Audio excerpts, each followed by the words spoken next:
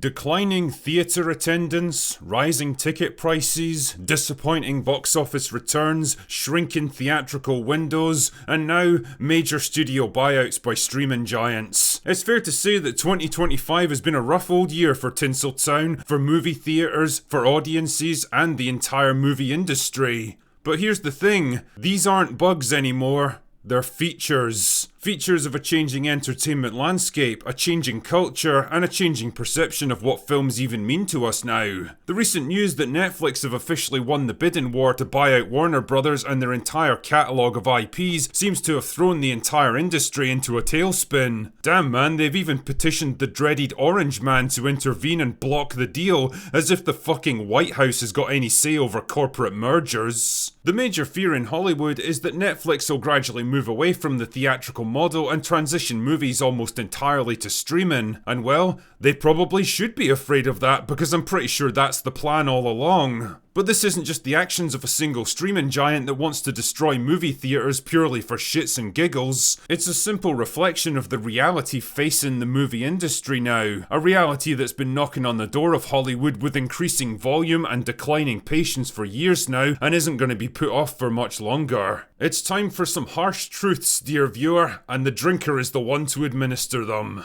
The theatrical movie experience as we knew it is dying. It's not in a temporary slump, it's not just going through a bad spell right now, it doesn't need to hang in there until things pick up again, and you can't keep blaming it on fucking COVID. It's all bullshit! All of it!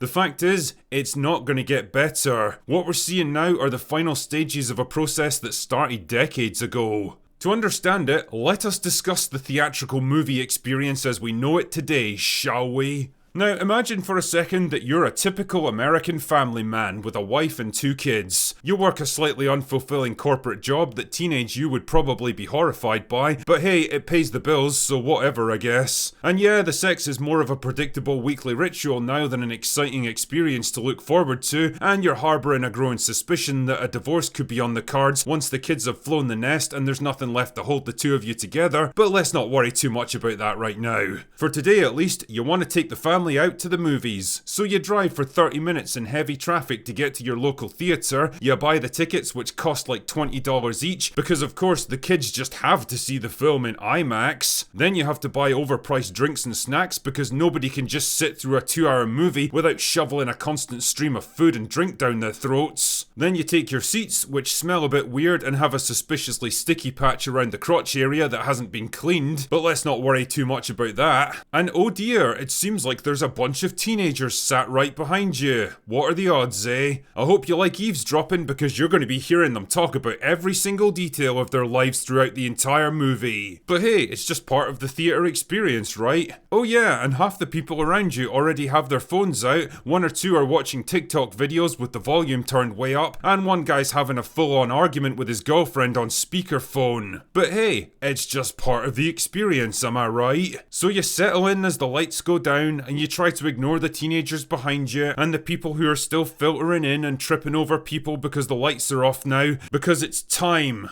for trailers. Oh, come on! Well, actually, it's time for the commercials first, usually for luxury cars you're never going to be able to afford. Then after 15 minutes or so, you're deemed worthy to watch the trailers. Then another 20 minutes after that, it's finally movie time. But oh no, now your 5-year-old daughter decides that she really needs to go to the bathroom because all that soda has to go somewhere, right?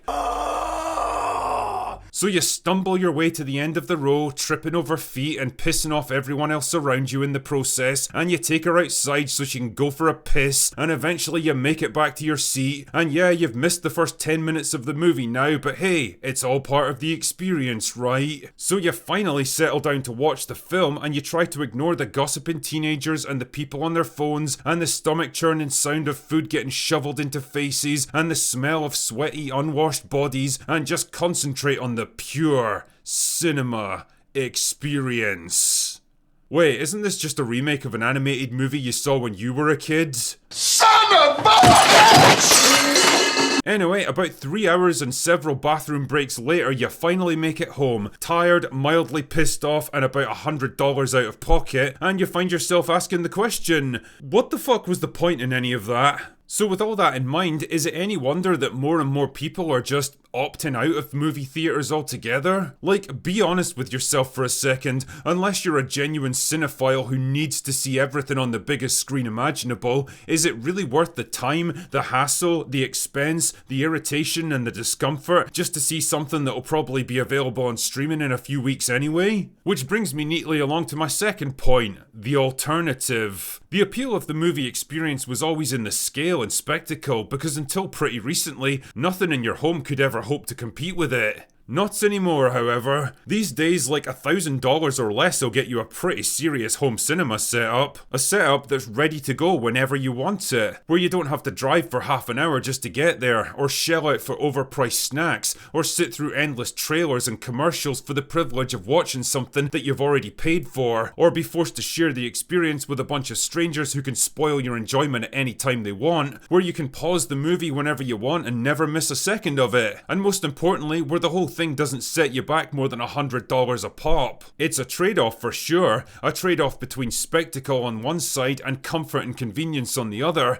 and the fact is, that trade-off's getting more and more appealing for the average person every single year. When you get right down to it, the harsh reality is that movie theatres are an outdated form of entertainment now, a holdover from the 20th century that's been propped up beyond its time by one simple philosophy: more. Gigantic budgets, more visual effects, bigger screens, louder sound systems. Studios and theatres have been locked into a cinematic arms race for decades now, pushing technology and spectacle as far as they could go until finally they hit an evolutionary dead end. It was always going to happen, it was just a question of when. And as it happens, the answer is now. So what does it all mean? Is this the end of Hollywood? The end of movies? The end of the world as we know it? No, of course not. There's always going to be a demand for entertainment, that'll never change. It's just the method of delivery that's evolving. People are going to watch more movies in the comfort of their own homes. It's inevitable. Theatrical windows are going to get shorter and probably vanish altogether eventually, so that movies will get released simultaneously onto streaming and theatrical. Movie theatres will still exist to some extent, but just like the old musical theatres from the 19th century, they'll become a much more niche experience, reserved for film buffs and occasional big event movies that people can't afford to miss. Box office revenues are going to keep declining until eventually they become obsolete metrics, and a film's real success will be determined by the number of hours watched on streaming, none of which will be independently verifiable, allowing studios to hide massive and embarrassing flops behind subscription walls. And as for the studios themselves, I'd expect more and more of them to be bought over by streaming and tech giants like Netflix, Apple and Amazon in the years ahead. Businesses that make their real money elsewhere and can easily afford to pump billions of dollars into film and TV production, even if a lot of it never actually turns a profit. Do I like where all this is going? Not really, because despite all their flaws, I think there is still something kind of special about going into a movie theatre and just losing yourself in a film for a couple of hours. But pretending this stuff isn't happening or that it can be magically reversed is like telling yourself that internet cafes or public payphones or video rental stores are going to make a comeback someday. They won't, because the moment technology made these things irrelevant, the culture quickly adapted to live without them. Movie theatres are dying out, and the Hollywood system that relied on them is dying along with them. Whether something better eventually comes to replace them is anyone's guess. Anyway, that's all I've got for today. Go away now.